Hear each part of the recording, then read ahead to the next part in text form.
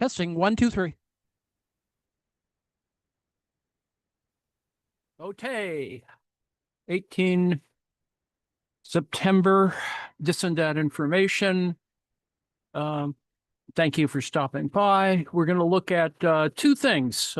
First, I'm going to begin on a piece that anticipates Jamie Galbraith's new book on economics and entropy.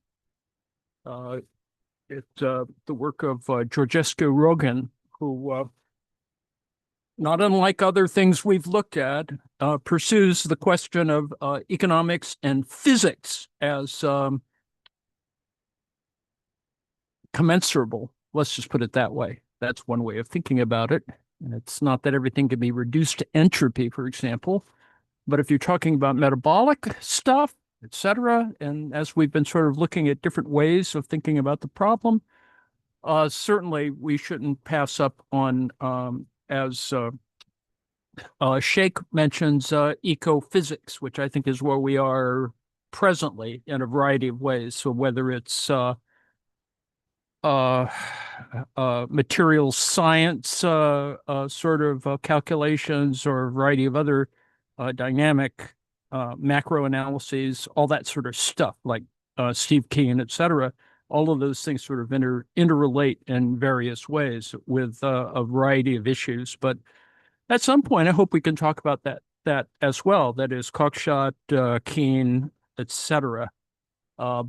My interest is not so much in refining what I think is going to be a research program in that area, but rather some more specific elements that allow us to look at various policy areas, like the valorization problem applied to, for example, certain types of energy use. Anyway, so that's real vague. The last cycle of class struggle and defeat has been accompanied by renewed engagement with the question of the form that social domination takes in capitalist societies. This has been accompanied by a productive return to Marx's value theory and the logical and formal determinations underpinning capital as a mode of production, and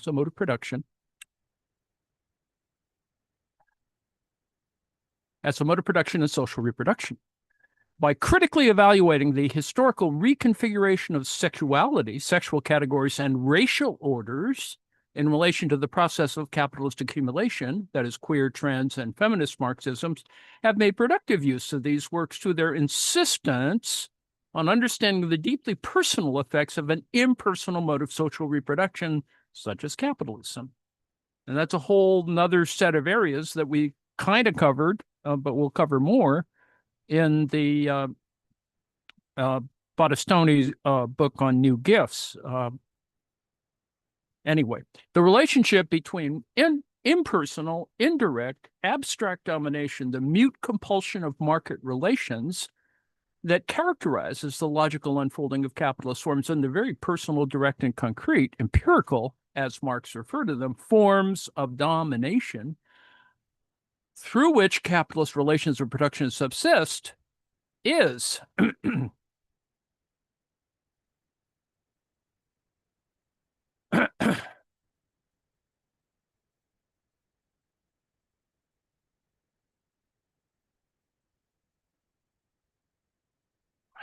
the relationship between impersonal, indirect, abstract domination, the mute compulsions of market relations that characterizes the logical unfolding of capitalist forms, and the very personal, direct, and concrete, empirical, as Marx refers to them, forms of domination through which capitalist relations of production subsist, is one of the historical unfolding of class struggle, of the constant remolding and reshaping of the various forms through which life subsists as a moment or an excretion of capital's self-reproduction. The critical concept of subsumption, if properly understood, can provide us with the analytical and political ammunition to navigate the murky waters of capitalists' very concrete abstraction, the murky waters of capitalists' very concrete abstractions.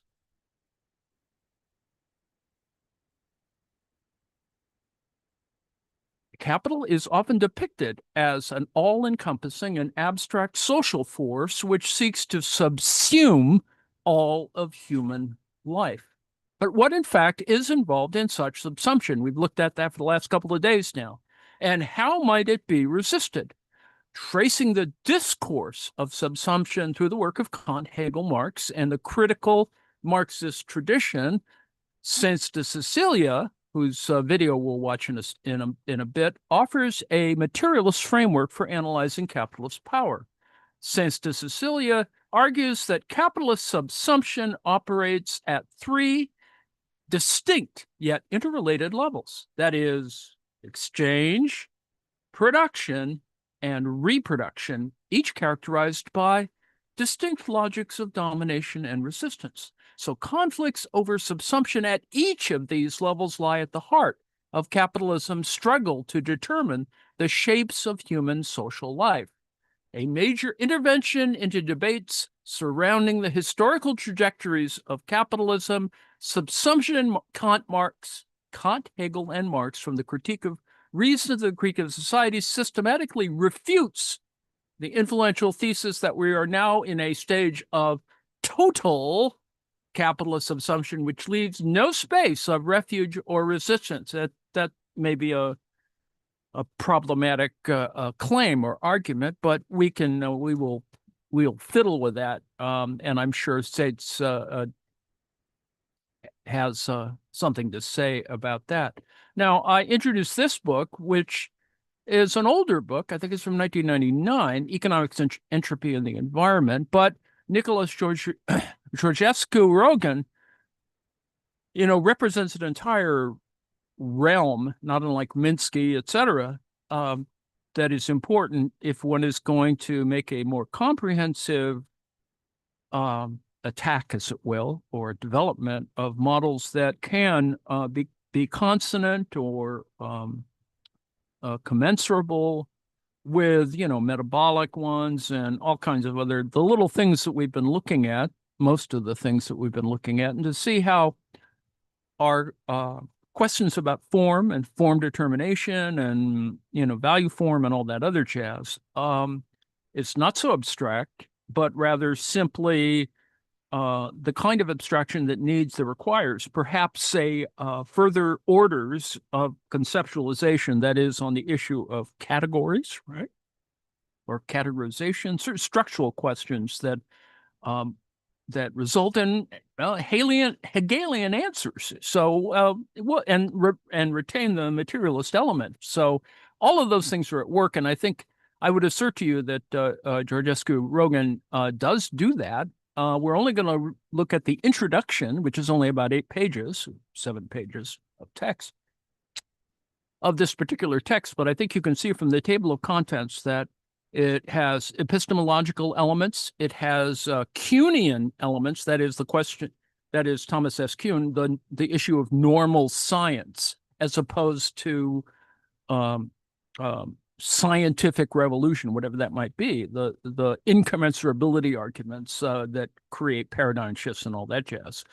And so also you can see here a primer on thermodynamics. So this is getting into the area that people like Keen or Steve Keen is interested in terms of the math, and also the higher level data questions. And so thermodynamics and Georgescu-Roegen's economics, and then a chapter on bioeconomics. So the issue overlapping with a shake on econophysicism or physioeconomics, however you want to look at that. All those things still relate to one another, and we can have these conversations if we are open to look at the sort of adumbration of all of these different elements. And I think that they can fit together. We may have to throw out certain elements, but as long as we sort of try and make a consistent, a viable, commensurable, analytic point of view, consonant with the current issues of the day, the materialist questions, and you don't. It.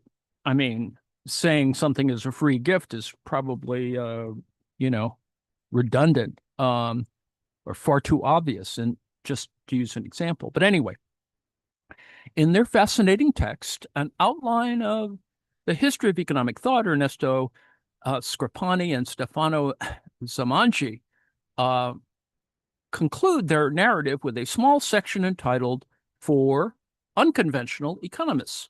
In introducing this section, the authors comment that there are four economists for whom we have not found the right place in the panorama of contemporary economic schools. And, this is 1999. Clearly, we still have people who don't fit too well. Needless to say, the offspring of the father of Jamie Galbraith, John Kenneth Galbraith, A.O. Hirschman, who really important for development economics, Richard Goodwin, and Nicholas Georgescu Rogan. Scripani and Zamangi note, we've put them together because we're convinced that their resistance to classification is a characteristic. You see, this is the same thing that applies to Minsky. We have put them together because we're convinced that their resistance to classification is a characteristic that unites and defines them more clearly than might first appear. And we've put them with the heretics, as we believe that among the qualities that unite them, the taste of heresy is not the least important.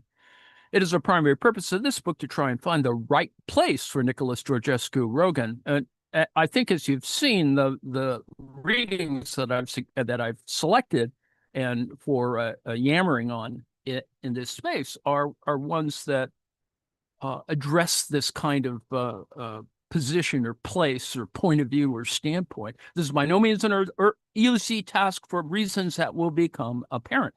Nevertheless, we are strongly of the opinion that Georgescu is an economist whose work is important, original, and largely correct. This view of Georgescu is itself somewhat heretical. It's common for conventionally trained economists, especially those under the age of 50, to give relatively little credence to Georgescu. Many younger students of economics are totally unfamiliar with Georgescu's orthodox contributions to utility theory and production theory, and may only vaguely recall the various controversies surrounding the 1971 publication of the text The Entropy Law and the Economic Process. Footnote 3. Georgescu Rogan's application of thermodynamics to economics, combined with his often impenetrable writing style and his sometimes abrasive approach to colleagues, have resulted in a minimization of Georgescu Rogan's impact in modern economics.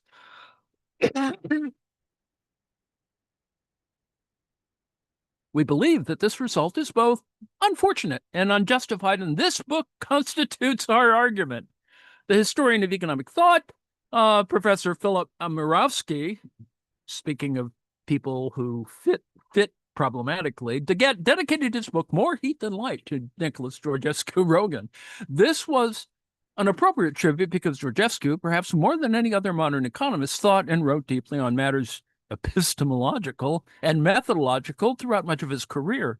Georgescu Rogan sought always after the true facts, as opposed to the stylized one of economic life, and tried to identify all of those factors required to construct a valid representation of the economic process. He combined in one mind considerable technical and mathematical sophistication with the commonsensical, unadorned outlook of the practical man. Much of Georgescu's most important insights arose from his unwillingness to accommodate sloppy metaphorical reasoning. Quote, what does this variable represent, he would ask, adding, In what units is it measured? Quote, close quote. Such questions can be far more embarrassing than one ordinarily would like to admit. Now, although many readers may associate Georgescu-Roegen primarily with his invocation of the second law of thermodynamics, the entropy law, in economic analysis, it is an important goal of this book to explain that this association was the inevitable result of the methodological outlook Georgescu held throughout his career. It is incorrect to say that the entropy law led Georgescu to his unique logical system termed, quote unquote, dialectics. Rather, dialectics led Georgescu to the entropy law, which seems actually more logical, as it were.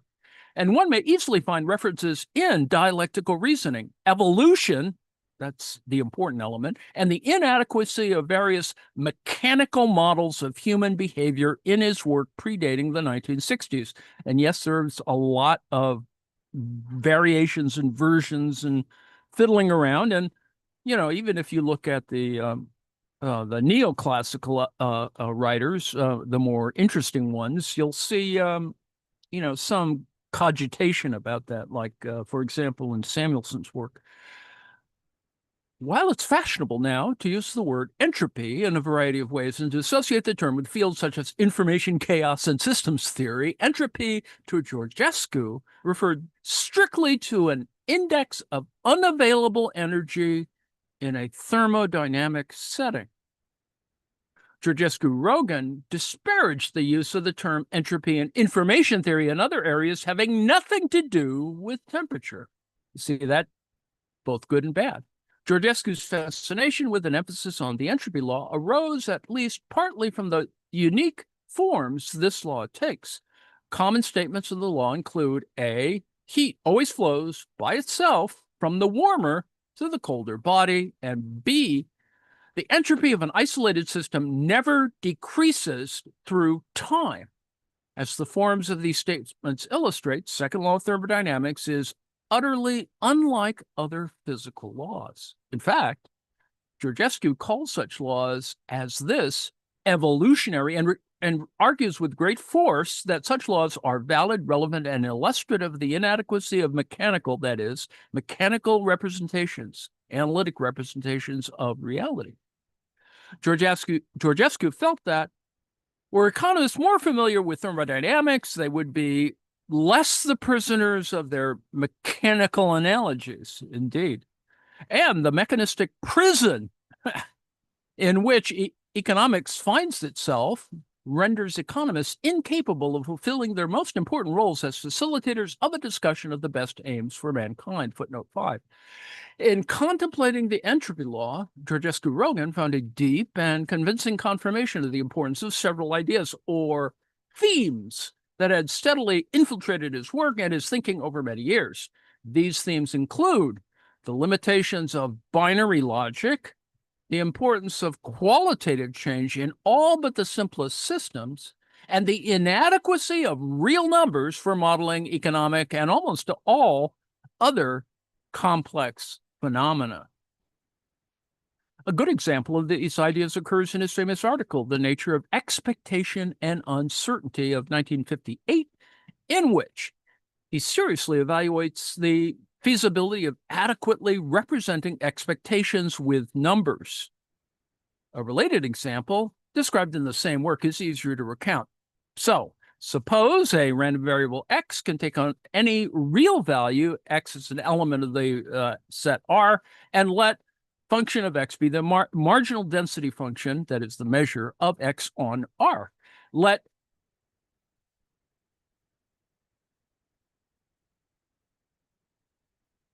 x omega be a particular value of x. It is quite common for students of statistics to be confused by the idea that the statement's probability x equals x omega may equals the 0 double prime and double prime x equals lambda omega cannot occur, are not equivalent, and indeed the first may be true and the second false itself, and it arises from a requirement that the numbers 0 do double duty, representing both a zero probability and a logical impossibility. Although these considerations, let me stop for a second and see whether the microphone is working properly. Hello, testing 1, 2, 3. Testing 1, 2, 3. Okie dokie, back to the text. Although these considerations may appear far removed from the thermodynamics at a very deep level, Georgescu-Roegen felt that they were closely related. Georgescu used the term arithmomorphic to describe models that are constructed of functions of real numbers. Time enters such models, if at all, as clock time or elapsed mechanical time since some arbitrary date. All such models are incapable of representing real change, that is evolution, because the real numbers and analytic relations among them are capable only of representing mechanical analogies. So there's a whole area on this that can be problematized. For example, Newton's laws of motion and force and the relationships derived from them are time symmetric. If one showed a film of colliding billiard balls on a frictionless surface in reverse, nothing seen by the observer would indicate the error made in loading the film. The entropy law, however, is of an entirely different character. This law is not time symmetric. That is, entropy increases as time flows, never the opposite. That is, time increases as entropy flows. And importantly, this law is not an analytic formula. The second law does not state how fast entropy must increase, only that it must. In his popular science monograph, 5 Equations That Changed the World, Michael Guillen of 1995 lists Newton's law of gravity, Bernoulli's law of hydrostatic pressure, Faraday's law of electromagnetic induction, Einstein's E equals mc squared, and the second law of thermodynamics. Yet, the entropy law is not an equation. An equation is a conservation rule or an equivalence relation. The second law is an inequality which does not state what specifically must happen, but rather prohibits many possible paths. These prohibited future paths are not merely zero probability or low probability outcomes, such as x equals x omega, but are actually impossible, according to Georgescu-Roegen. Besides believing that the entropy law, in its epistemological sense, was important in economic theory, Georgescu-Roegen believed that the entropy law, in its phenomenological sense, was relevant to economic activity. Of course, no one can deny that economic activity involves physical activity, and as such, must be subject to all the laws of elementary matter.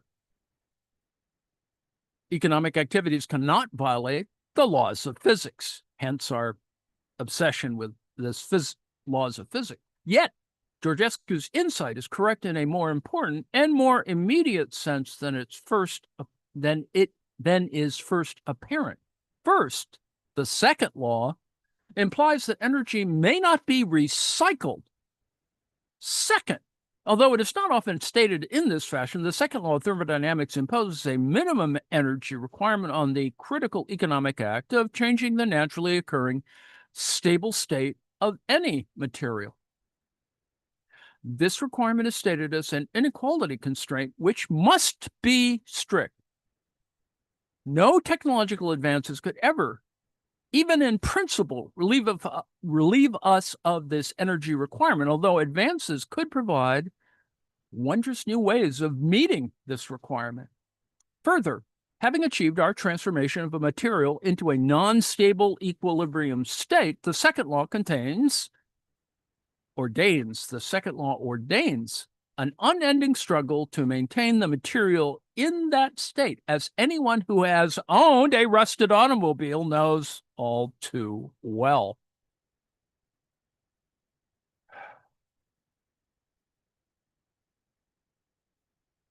Georgescu-Rogan also argued, although somewhat inconsistently, that the entropy law applies to organized structures. Now, of course, the concept of entropy itself applies to matter, not energy, because only materials have an entropy, footnote 6. However, this is not all that Georgescu had in mind. Rather, he sometimes argued that matter arranged in some definite structures underwent irrevocable dissipation. One source of this belief was apparently the role of friction in any mechanical system. Experience suggests that no matter how hard we try, all mechanical devices are subject to friction and eventually fail to function. Georgescu-Rogan's belief that the entropy law applied to organized structures is not tenable as stated, however. Georgescu himself came to recognize this point and indeed promised a new thermodynamic law, the fourth law. This claim, which is unresolved but maybe false, maybe simply heuristic in that sense, or, well, maybe not even heuristic, holds that no closed system that receives energy but not matter at a constant rate from outside can perform work at a constant rate forever. Now, this law, if true, would imply that perfect recycling was in principle impossible as well. Biologists tend to doubt the validity of this law, as does Georgescu's student, Kozo Mayumi. We are unsure of its validity, footnote 7, regardless of the judgment science may ultimately render on the fourth law. Georgescu clearly has a point about material dissipation.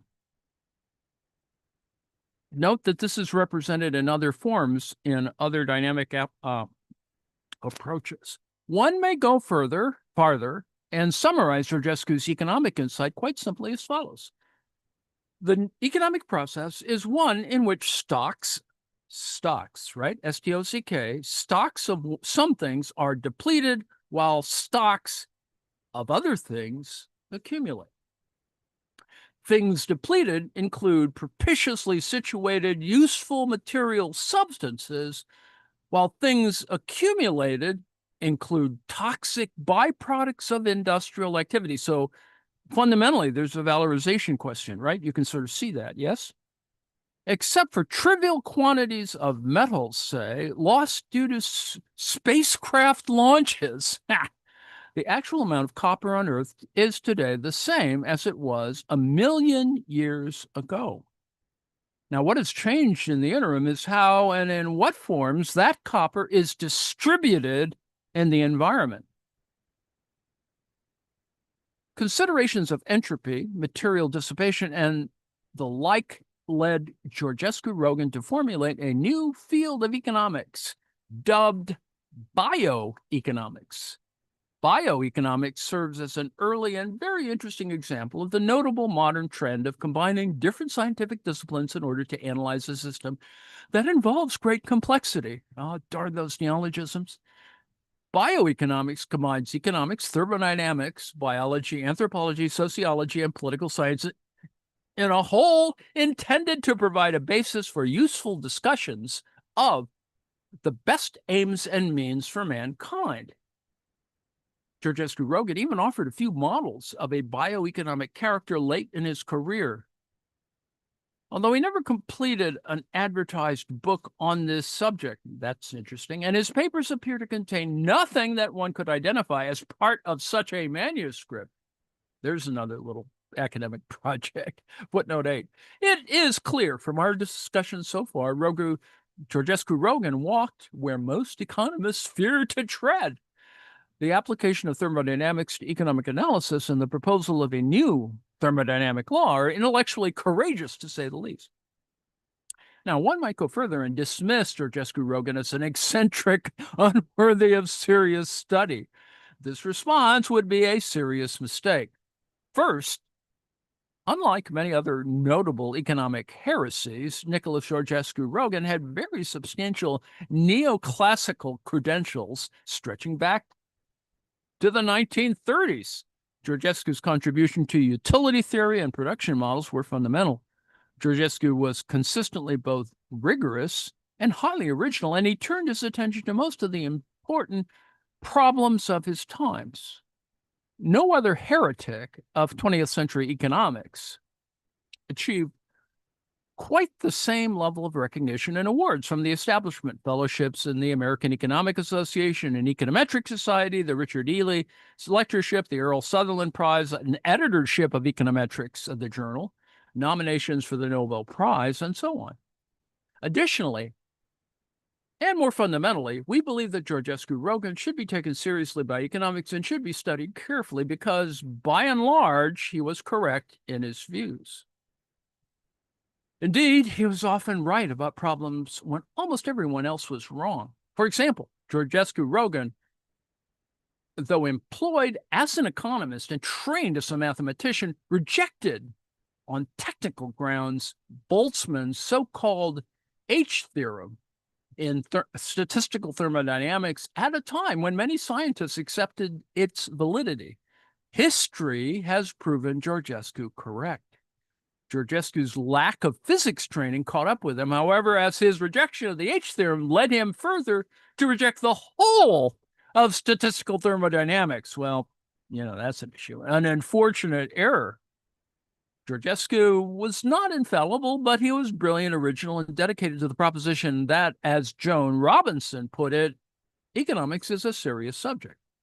Now, this book is intended to introduce and explain the extraordinary work of Nicholas Georgescu-Roegen to conventionally trained economists and others interested in environmental economics, ecology, or the history of science. Our treatment will be sympathetic, but not sentimental. There's quite enough that is right and revolutionary in Georgescu's work that we feel no compulsion to gild his achievements. When we believe Georgescu is in error, we will say so. Our selection of material for coverage, while aiming for completeness, admittedly reflects our own views to a certain extent.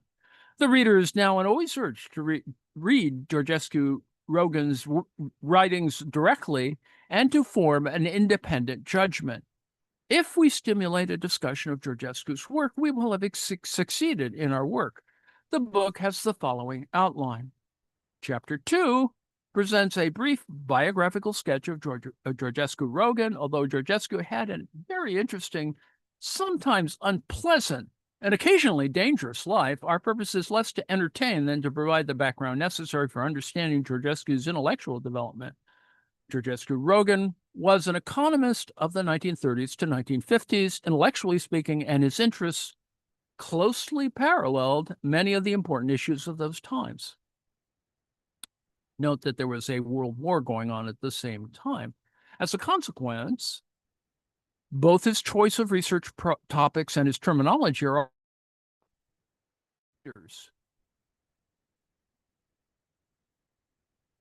the fact that he didn't know English until he was in his late 20s probably does not help. Chapter 3 reviews Georgescu's economic methodology. Georgescu-Roegen's greatest contributions to economics may well turn out to be methodological. He was a very harsh critic of the mathematicalization of economics, although the bases of his criticism were mathematical. In particular, the widespread use of mechanical analogies termed arithmomorphism by Georgescu has caused economists to virtually ignore entire classes of economic phenomena of an evolutionary character. Note the evolutionary question is still there in people like, I think, Bowles, Gintis, etc. Chapter 4 offers a selected review and evaluation of Georgescu-Roegen's contributions to what Kuhn called normal science, that is, research within the prevailing paradigm. Georgescu made numerous important contributions in many areas. Most impressively, he solved his integratability problem to utility theory. Integratability refers to the problem of finding a preference field that generates a given demand system and identifying those mathematical conditions that are necessary for the task.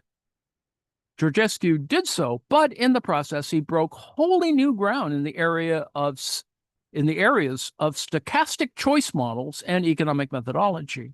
Postulate A of his famous paper, The Pure Theory of Consumer's Choice of 1936, ruled out the ordinalist fallacy, that is, the incorrect belief that any set can be completely ordered, can be placed in a one-to-one correspondence with the real number line.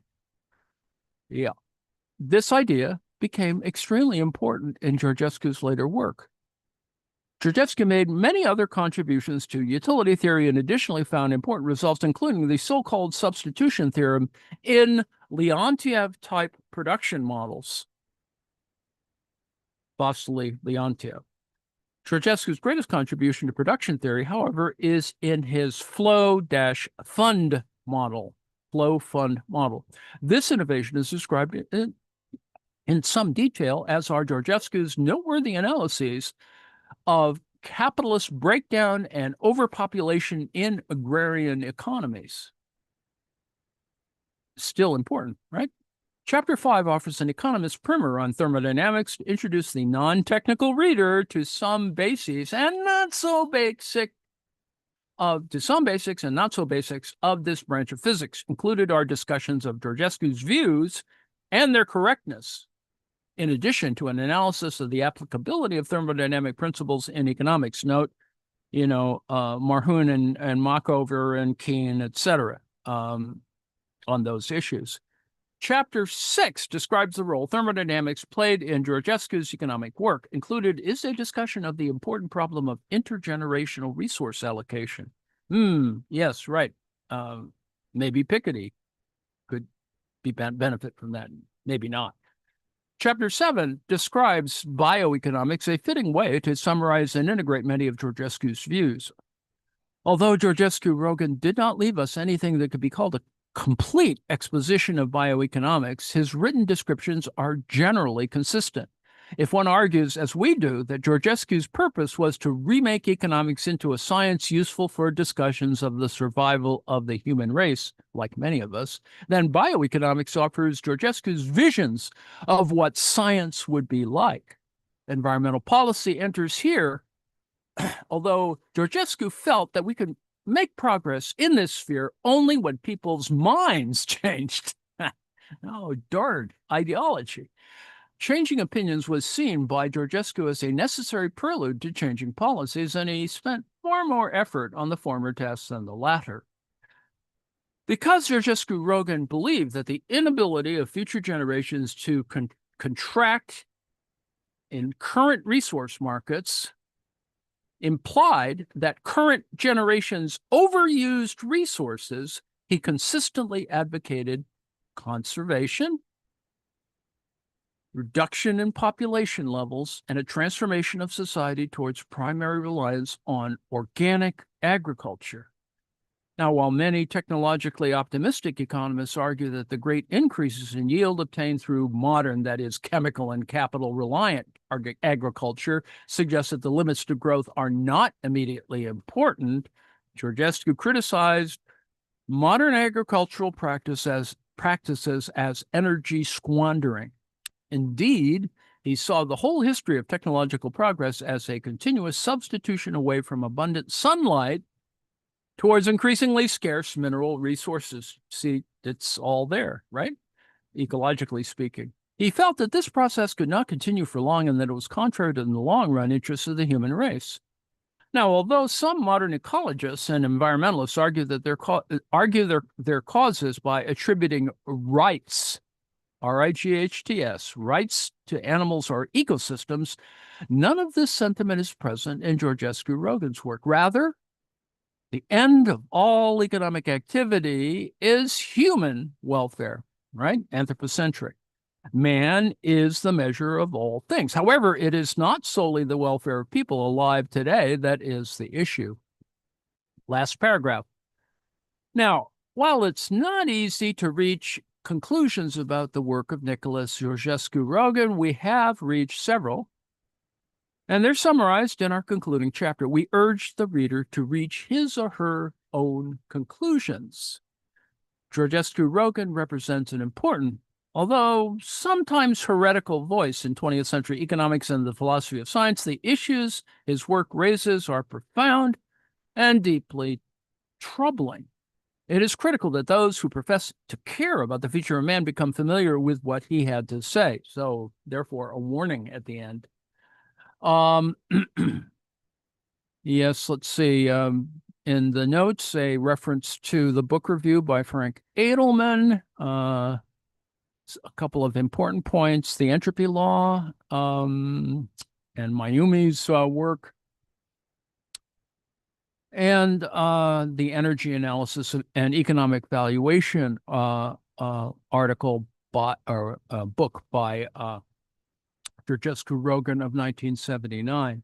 Now, all that being said, let's see in terms of looking at subsumption. So we're going to shift gears for a second and see whether any of that makes sense in the context of subsumption, because I would assert to you that subsumption gives us a kind of window into looking at this other problem that Georgescu Roman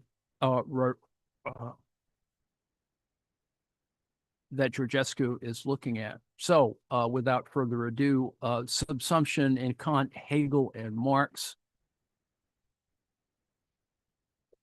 For those in the room and for those online, I'm sorry for the delay. We had some problems with IT as usual. So I'm delighted to have here in the room Andres Sáenz de Sicilia to talk about his book, Subsumption in Kant, Hegel, and Marx. Andres is an assistant professor of philosophy at the Northeastern University of London. And today he is going to be giving us some 20 minutes presentation on the book, and then it will be followed by a discussion. So the way I thought about that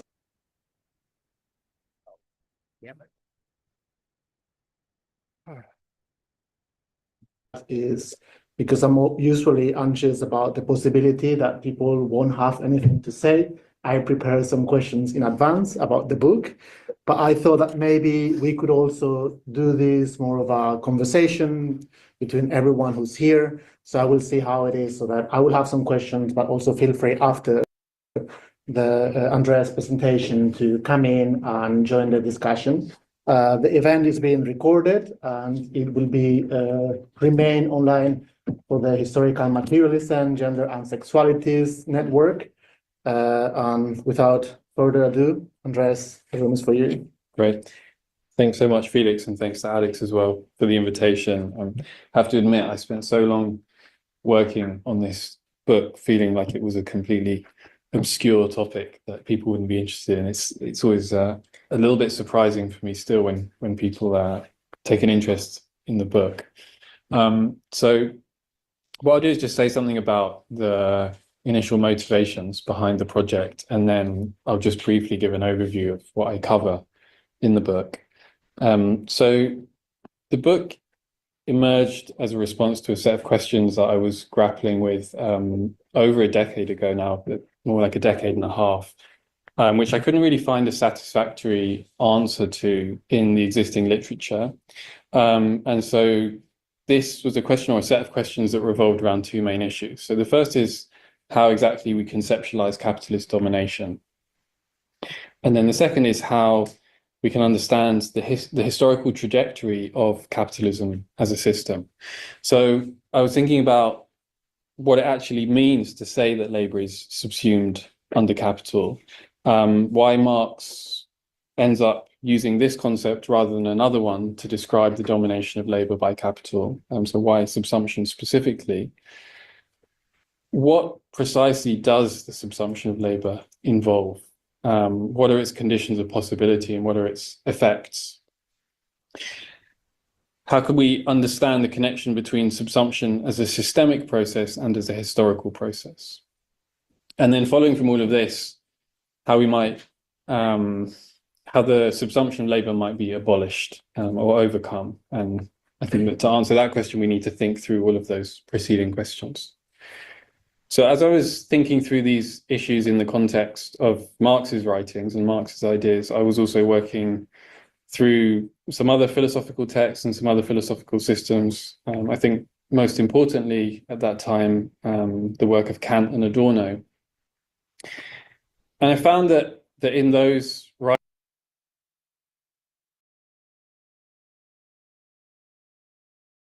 writings, subsumption also seemed to be playing an important role in somehow holding the entire system together or enabling the system to function and reproduce itself. But that role was somewhat neglected or repressed, either in the writings themselves or in the discussions and interpretations of those authors. So I started thinking through the parallels between those different deployments of subsumption, and as they converged, the theoretical problems and questions that arose. And I started to try and formulate and systematize those questions and those problems. And that then enabled me to approach the issue of capitalist subsumption in Marx's writings from a different angle or a new angle. So that's basically the project of the book, to return to the philosophical history of subsumption in order to then construct a conceptual foundation through which to reread and reconstruct Marx's account of capitalist subsumption, as well as thinking about the conditions and effects of that subsumption. So it's an attempt to move from what in Marx's writings are really quite fragmented and dispersed comments on subsumption to something like a more complete or systematic theory of capitalist subsumption.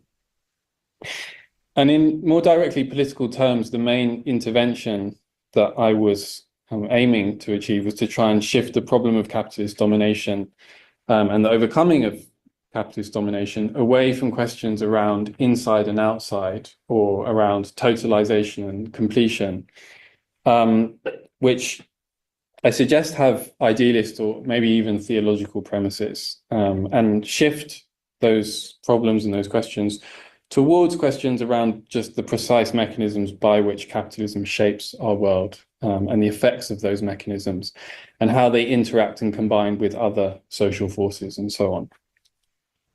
So it was an attempt to construct or enable, if you like, a more materialist mode of inquiry in which the theory of subsumption is not really an answer, but rather a framework through which to carry out that inquiry. So the book is in 4 parts, and the first 2 chapters, so the first half of the book, are really a kind of preamble to the discussion of capitalist subsumption that comes in the second half. But those first chapters are crucial for the account that I develop because they establish the theoretical grounding for it, and really to make sense of what happens in the second part of the book, I think that theoretical grounding is essential. So in the first chapter, I go back and I trace the philosophical origins of the concept of subsumption in German idealism, looking specifically at Kant and Hegel's writings. And I try here to draw out the conceptual innovations and the theoretical problems related to subsumption that emerge in this specifically philosophical context. So in thinking about how subsumption is being understood, being used and being developed and transformed as a concept. And so here I firstly think about how Kant breaks with what I call the classical concept of subsumption. So this would be the idea of subsumption as classification or categorization. And instead, what Kant is starting to do here is to pose the problem of how a relation of subsumption is possible at all. So what are the underlying mechanisms that make a relation of subsumption possible? Kant says we have to be able to explain this or give an account of how it is that subsumption can happen. And the first crucial idea that arises from this is that subsumption is understood as a process of form determination. So it's this process of form determination that enables external elements to be integrated within a systematic totality or an order of being. And this idea of subsumption as form determination runs throughout the entire book, and it's kind of central to what I'm trying to do in the book. So I also think about the relationship between individual acts of subsumption and the totality within which they take place, and look at the way in which Kant understands that relation as a kind of reciprocal one. So in fact, these localized and discrete acts of subsumption somehow enable the system to function and to reproduce itself. So there's a reciprocal dependence there between subsumption and totality. I also turn to Hegel to then think about how this idea of totality becomes pluralized, it becomes developmental or processual, and it's also socialized by Hegel. So the context in which we could talk about something like a relation of subsumption changes from subjectivity or an individual consciousness to a social totality, and one that is developing.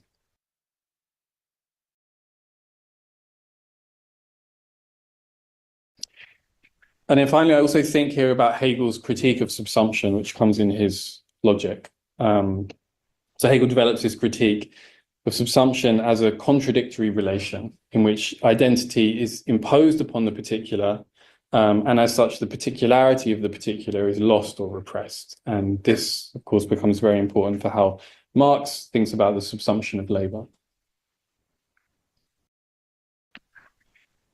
Then in the second chapter, what I do is I turn to Marx's writings and look at his materialist critique of philosophy. And I try to think about what happens to subsumption and to ideas of form determination as a result of this critique of philosophy. And in particular, the kind of transformed theoretical terrain that this critique gives rise to. So we're no longer talking about ideal relations and processes, but practical material ones. And this is significant for how we then think about subsumption.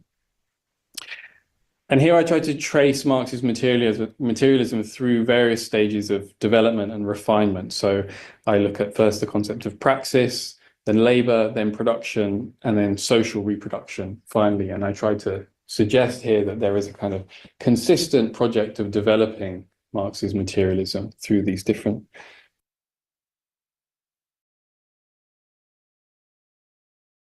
concepts or frameworks. And this chapter is very much indebted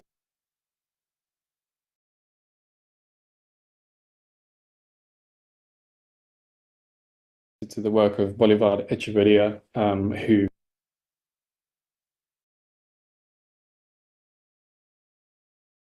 I think theorized